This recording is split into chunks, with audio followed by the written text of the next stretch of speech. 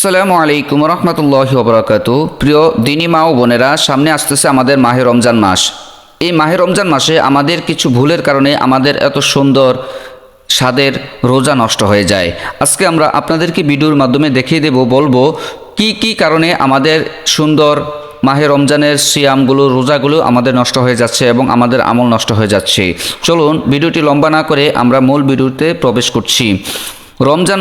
রমজান মাসের কিছু ভুল যেগুলো থেকে বেঁচে থাকা আমাদের দরকার। রমজান মাসের রোজার উদ্দেশ্য হচ্ছে আল্লাহমুখী মানুষ ও আল্লাহমুখী অন্তর তৈরি করা।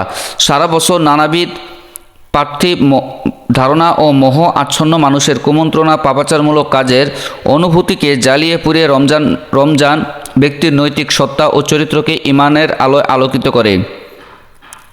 কিন্তু পরিতাপের বিষয় হলো, আজ ব্যক্তি, সমাজ, পরিবার ও রাষ্ট্রীয় জীবনে রমজান মাসের কোনো সেভাবে পরিলক্ষিত হয় না। ধীরে ধীরে এ মাসের পবিত্রতা, পরিশুদ্ধতা গাণিতিক হারে লোপ পাচ্ছে। রমজান ক্রমেই হয়ে উঠেছে আচার, অনুষ্ঠান, উৎসবের উপলক্ষ। হাজারো মহিমায় উদ্ভাসিত পবিত্রতম এ মাসে মানুষ ইচ্ছায় অনিচ্ছায় ইসলামী শরিয়া বিরোধী প্রচলিত এমন কিছু কার্যকলাপে লিপ্ত হয়ে যায় যা রমজান মাসের মর্যাদা ও পবিত্রতাকে ক্ষুণ্ণ করে।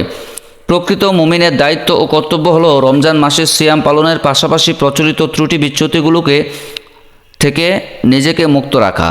এসব বিষয় সম্পর্কে অপরকে নিরুৎসাহিত করা।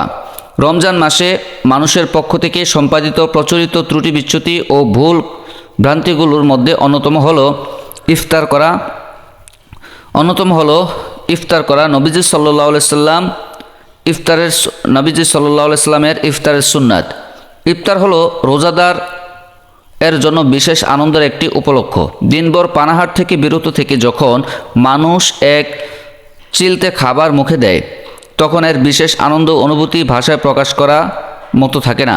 মহানবী সাল্লাল্লাহু আলাইহি সাল্লাম বলেছেন, রোজাদারের জন্য রয়েছে দুটি আনন্দ, এক ইফতারের সময়, দুই তার রবের সঙ্গে সাক্ষাতের সময়। বুখারী ও মুসলিম। নিয়মিত খাওয়া দাওয়া করার সময় যেসব শিষ্টাচার অনুসরণ করতে হয় তা ইফতারের সময়ও অনুসরণ করা চাই। তবে ইফতারের রয়েছে বিশেষ কিছু সুন্নত ও শিষ্টাচার। এখানে ইফতারের 5টি গুরুত্বপূর্ণ সুন্নতের কথা তুলে ধরা হলো। প্রিয় দর্শক, 1 নম্বর সুন্নত হলো সময় হওয়ার পরপরই ইফতার করা। সূর্যাস্তের ব্যাপারে নিশ্চিত হয়ে কিংবা মাগরিবের আজানের সঙ্গে সঙ্গে ইফতার শুরু করে দেওয়া সুন্নত। হাদিসে এ বিষয়ে অনেক বেশি গুরুত্বারোপ করা হয়েছে। মহানবী সাল্লাল্লাহু আলাইহি সাল্লাম বলেন, লোকেরা ততদিন পর্যন্ত কল্যাণের মধ্যে থাকবে যতদিন তারা ইফতার দ্রুত সম্পন্ন করবে। বুখারী ও মুসলিম। প্রিয় দর্শক, 2 নম্বর সুন্নত হলো যৌথভাবে ইফতার করা। একা একা ইফতার করা অনুচিত। হাদিসে এসেছে, যে ব্যক্তি কোনো রোজাদার ভাইকে ইফতার করাবে সেও ওই ব্যক্তির রোজার সওয়াব লাভ করবে এবং তার রোজার সওয়াবের মধ্য থেকে সামান্য পরিমাণও কমতি করা হবে না।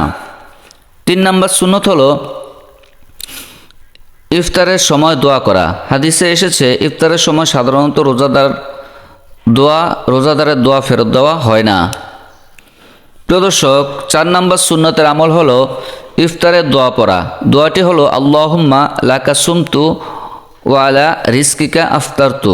অর্থ, হে আল্লাহ, আমি আপনার জন্য রোজা রেখেছি এবং আপনার দেওয়া রিজিক দিয়েই ইফতার করছি। 5 নম্বর সুন্নত হলো মিষ্টি জাতীয় খাবার দিয়ে ইফতার শুরু করা। বিশেষ করে খেজুরের মাধ্যমে ইফতার শুরু করা সুন্নাত। মিষ্টি জাতীয় কিছু পাওয়া না গেলে পানি দিয়ে ইফতার করা যেতে পারে। কেউ কেউ দেখা যায় সূর্যাস্তের পরও অধিক সতর্কতাভাবে অজুহাতে বিলম্ব ইফতার করে। সুন্নাত হলো রোজাদার ওয়াক্ত প্রবেশ নিশ্চিত হওয়ার সঙ্গে সঙ্গে ইফতার গ্রহণ করবে। হযরতে সাহল ইবনে সাদ আস-সাঈদী রাদিয়াল্লাহু তাআলা আনহু থেকে বর্ণিত হাদিসে রাসূল সাল্লাল্লাহু আলাইহি সাল্লাম বলেছেন, ততদিন যাবৎ মানুষ কল্যাণে থাকবে যতদিন তারা ইফতার আগেভাগে বা ত্বরান্বিত করবে।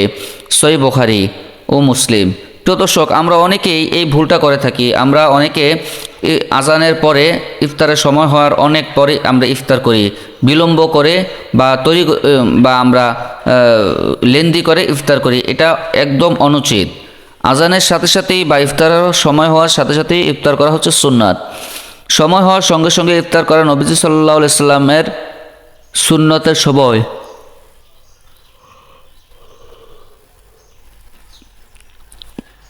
সময় মতো শুধু ইফতারই নয়, ইফতারের আনুষঙ্গিক কী হবে, কী দিয়ে ইফতার করতে হবে তাও স্পষ্টভাবে জানিয়ে দিয়েছেন তিনি।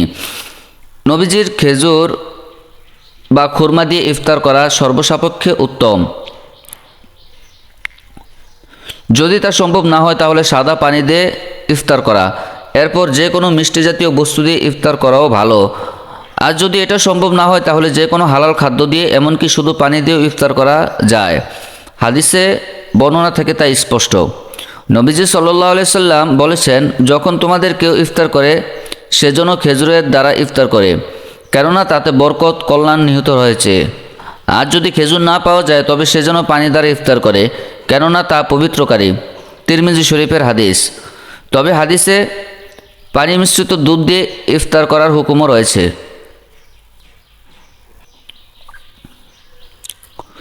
আবার মাগরিবের নামাজ আদায় করার আগে ইফতার করা মুস্তাহাব বা উত্তম। প্রিয় দর্শক, এখন আপনাদেরকে বলবো ইফতারের সময় শুকরিয়া আদায় করা। খেজুর পানি দ্বারা ইফতার করার পর নবীজি সাল্লাল্লাহু আলাইহি সাল্লাম শুকরিয়া আদায় করতেন।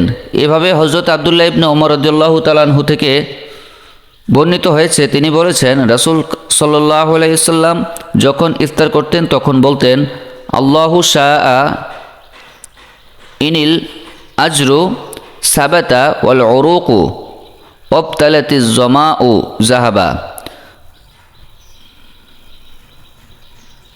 উচ্চারণ, জাহাবা জামাউ ওয়াবতালাবাতিল উরুকু ওয়াসাবাতাল আরজু ইনশাআল্লাহ। এটা এভাবে পড়তে পারবেন, ওয়াবতালাবাতিজ জামাউ জাহাবা ওয়াল উরুকু ইনিল আরজু সাবাতা ইনশাআল্লাহ। অর্থ, পিপাসা দূর হলো, শিরা উপশিরা সিদ্ধ হলো, এবং যদি আল্লাহ চান সব ও স্থির হলো। প্রিয় দর্শক, এখন আপনাদেরকে বলবো ইফতারের আরও কিছু সুন্নত নিয়ম। ইফতারের সময় হওয়ার সঙ্গে সঙ্গে ইফতার করা সুন্নত। ইফতারের শুরুতে এভাবে দোয়া পড়া, বিসমিল্লাহি আল্লাহুম্মা লাকা সুমতু ওয়া আলা রিজকিকা আফতারতু বিরহমাতিকা ইয়া আরহামার রাহিমিন। আল্লাহর নামে শুরু করছি, হে আল্লাহ, আমি তোমারই সন্তুষ্টির জন্য রোজা রাখছি এবং তোমারই দ্বারা রিজিকের মাধ্যমে ইফতার করছি। সম্মানিত দর্শক মা বোনেরা, এখন আপনাদেরকে বলবো ইফতারের আগে আমাদের করণীয় কি। ইফতারের সময় হওয়ার আগে ইফতারি নিয়ে বসে তওবা, ইস্তেগফার, জিকির, আজকার, তাসবিহ, তাহলিল পড়া, দোয়া দুরুদ পড়া, বিশেষ করে বেশি বেশি ইস্তেগফার করা, আস্তাগফিরুল্লাহাল আযীম,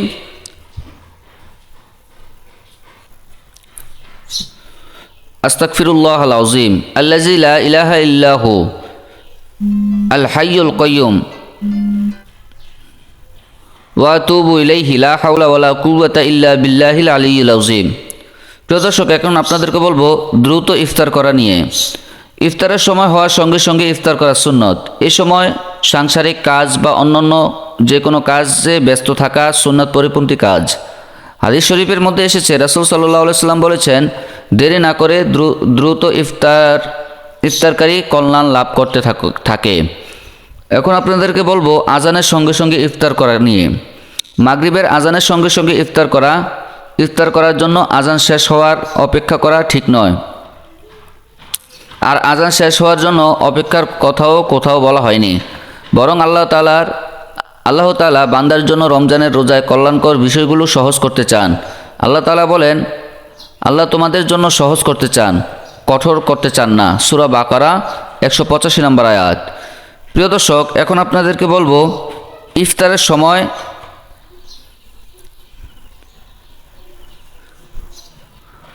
ইফতারে বেশি সময় ব্যয় না করা। ইফতারের জন্য বেশি সময় ব্যয় করা, নামাজ আদায়ে দেরি করা কিংবা জামাতে অংশগ্রহণ থেকে বিরত থাকা মারাত্মক নিন্দনীয় কাজ। হাদিস শরীফের মধ্যে এসেছে, হযরতে ইবনে আতিয়্যা রাদিয়াল্লাহু তাআলা আনহু বর্ণনা করেছেন, রাসূল সাল্লাল্লাহু আলাইহি সাল্লাম সামান্য ইফতার গ্রহণ করে দ্রুত নামাজ আদায় করে নিতেন। প্রিয় দর্শক, এখন আপনাদেরকে বলবো ইফতারের সময় দোয়া করা। দোয়া কবুলের মুহূর্তগুলো মধ্যে ইফতারের সময় একটি গুরুত্বপূর্ণ।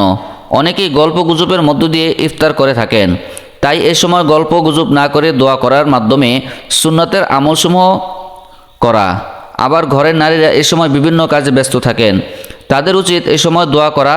হাদিস শরীফের মধ্যে এসেছে রাসূল সাল্লাল্লাহু আলাইহি সাল্লাম বলেছেন, 3 ব্যক্তির দোয়া ফিরিয়ে দেওয়া হয় না। 1 পিতামাতার দোয়া, 2 রোজাদারের দোয়া, 3 মুসাফিরের দোয়া। মুসনাদে আহমদ। প্রিয় দর্শক, এখন আপনাদেরকে সর্বশেষ যে বিষয়টি বলবো সেটি হচ্ছে ইফতারি অপচয় না করা। অপচয় করা সুন্নতের পরিপন্থী কাজ, তাই তা ইফতার হোক কিংবা অন্য কোনো খাবার।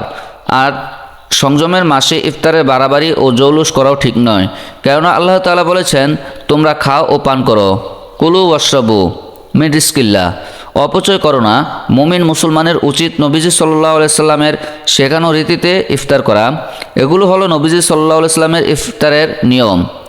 সুন্নত বিষয়গুলো যথাযথভাবে মেনে চলা, হাদিসের উপর আমল করা, ইফতারের আগে তওবা ও ইস্তেগফার করা, ইফতারের সময় দোয়া পড়া ও ইফতারের পর শুকরিয়া আদায় করা। প্রিয় দর্শক, আজকের ভিডিওটি যদি আপনাদের কাছে ভালো লেগে থাকে অবশ্যই চ্যানেলটি সাবস্ক্রাইব করে দেবেন এবং সম্পূর্ণ ভিডিওটি যারা যারা দেখছেন সবাইকে অসংখ্য ধন্যবাদ জানাচ্ছি।